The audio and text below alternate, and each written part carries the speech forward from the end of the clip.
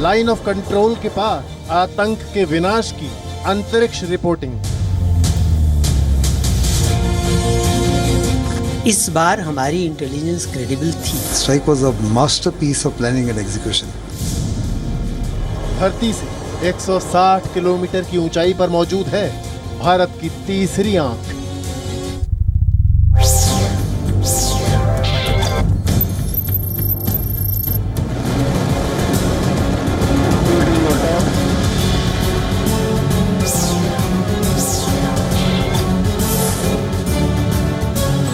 वो सारे के सारे ऑपरेशंस को मॉनिटर कर सकते हैं। सैटेलाइट की तस्वीरों से की गई सर्जिकल स्ट्राइक की प्लानिंग।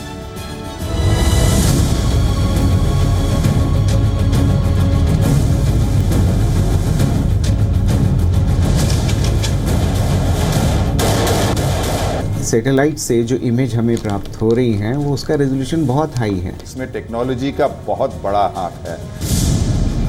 आतंक के अड्डों की ड्रोन और सैटेलाइट से हुई 24 घंटे निगरानी।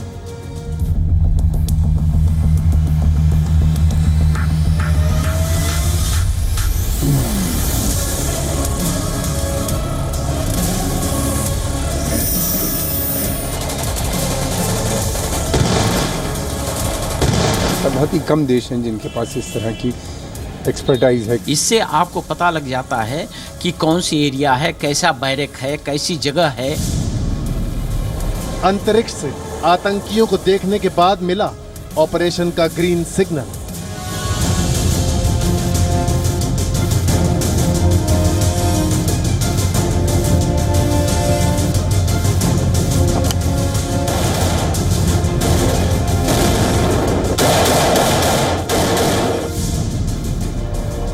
सैटेलाइट कार्टोसैट 2C से मिली देश के दुश्मनों की काट।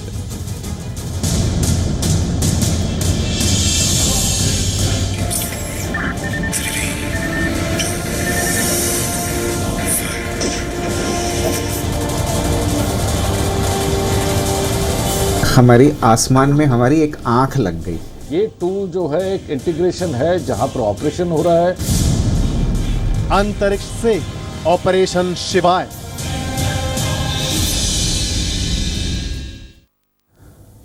नमस्कार, आपके साथ मैं हूं विद्यानाथ झा।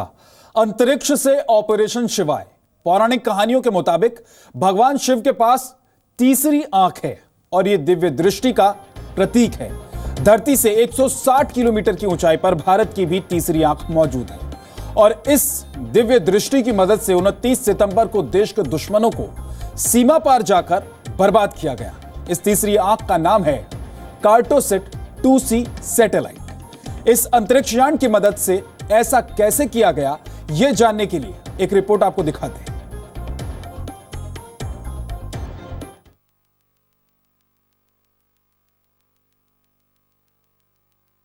9, 8, 7, 6, 5, 4, 3, 2, 1।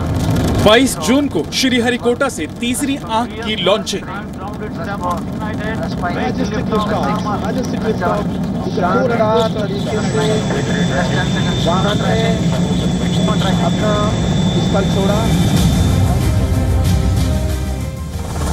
29 सितंबर को LOC पार भारतीय सेना को मिली कामयाबी।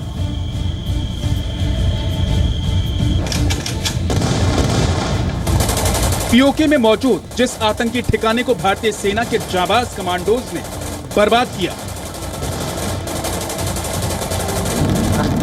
उसकी इबारत 3 महीने पहले 22 जून को लिखी गई थी। इसी दिन इसरो यानी इंडियन स्पेस रिसर्च ऑर्गेनाइजेशन के वैज्ञानिकों ने कार्टोसैट 2C सैटेलाइट को अंतरिक्ष में स्थापित किया था।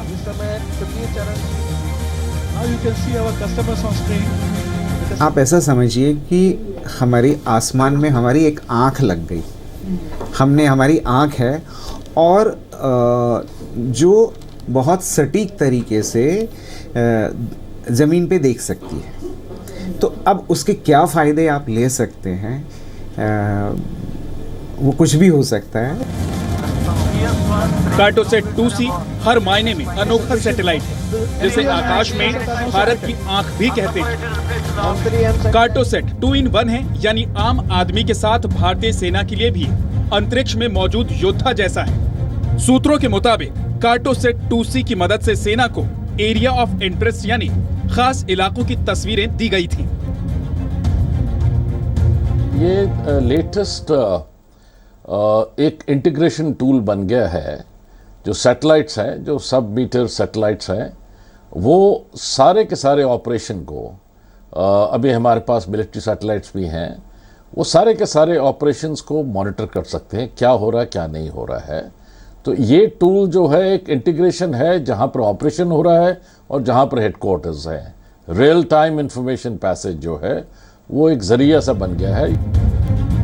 अंतरिक्ष में मौजूद इस इलेक्ट्रॉनिक आंख की मदद से भारतीय सेना का निगरानी तंत्र और मजबूत हो गया। 22 जून को श्रीहरिकोटा से PSLV C-32 के साथ इसरो ने 20 सैटेलाइट लॉन्च करके रिकॉर्ड बनाया।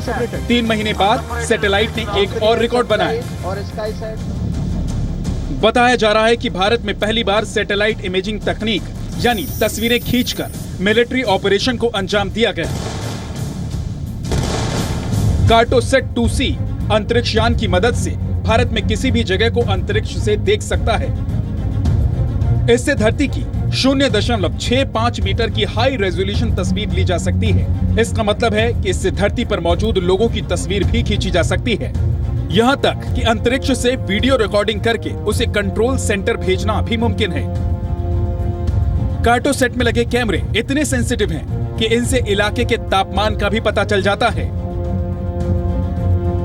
नया सैटेलाइट है, उसके अगर हम रेजोल्यूशन के बारे में बात करें तो जो पहले हमारी क्षमता थी, जो हाई रेजोल्यूशन की बात करते थे, वो लगभग 0.8 मीटर का था और ये उससे भी कम है। जो हमें इमेज मिलेगी वो और क्लियर होगी।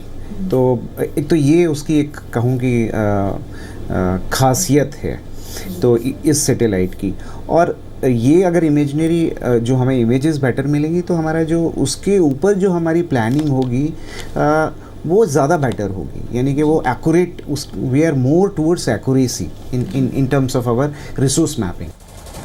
कहते हैं कि किसी भी जगह हमला करने के लिए सेना को सिर्फ 2 जानकारियों की जरूरत होती है। पहली, उसके दुश्मन कहां हैं, और दूसरी, दोस्तों की लोकेशन।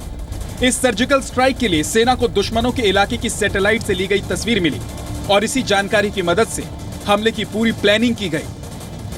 बहुत इम्पॉर्टेंट है, क्योंकि इससे आपको पता लग जाता है कि कौन सी एरिया है, कैसा बैरक है, कैसी जगह है, कहाँ पर लैंड कर सकते हैं, कहाँ एग्जैक्टली मूवमेंट होता है, और उस पर रिहर्सल हो सकता है, ट्रूप्स प्रैक्टिस कर सकती हैं, ट्रेनिंग कर सकती हैं।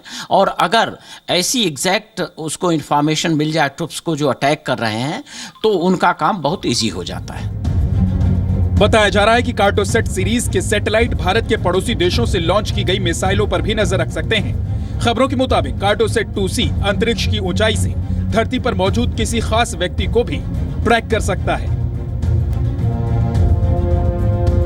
इतना आपका इमेज का एक्यूरेसी होगा, रेजोल्यूशन क्लियर होगा, आपकी जो एस्टिमेशन है, जो प्लानिंग है, आप ज़्यादा सटीक तरीके से कर पाएंगे और उतना ही आपका सक्सेस रेट बढ़ जाएगा।